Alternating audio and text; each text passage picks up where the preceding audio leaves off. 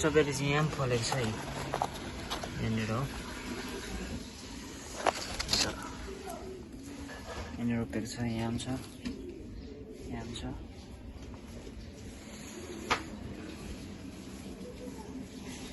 फुल्दैछ यहाँनिर जाने नि साग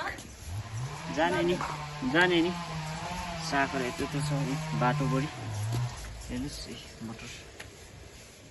हो मटर अनि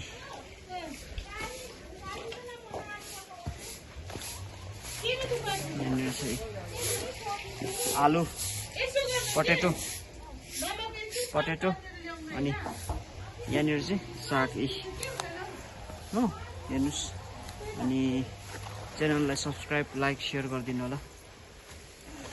हेर्नुहोस् यहाँनिर गाजर पनि छ त हेर्नुहोस् यसरी रोपेको छ यसरी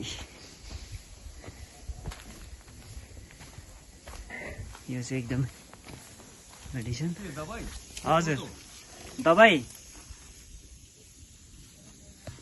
साग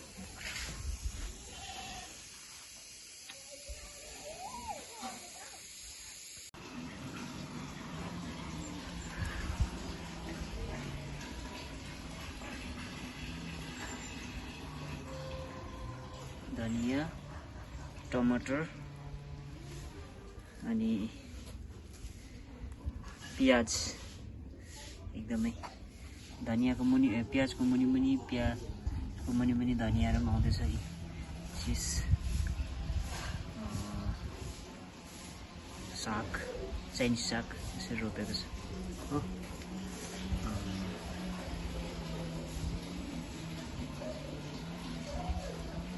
केसँग खानुहुने साग चाहिँ केसँग खानुहुने हो यो चाहिँ पर्कसँग खाउँ भनेर पर्कसँग हजुर ओके भेरी गुड पर्क चाहिँ अब हामीले पनि अलिक चाख्न दिनु पर्यो यहाँ हाम्रो रोहित सर आउनु भएको छ र उहाँले चाहिँ एकदम साग र पर्क चाहिँ मजाले आज चाहिँ डुकु चाहिँ राखिदिनुहोस् ल यसरी एउटा सानो है जग्गामा अलिअलि रोपिएको छ सब्जीहरू हेर्नुहोस् र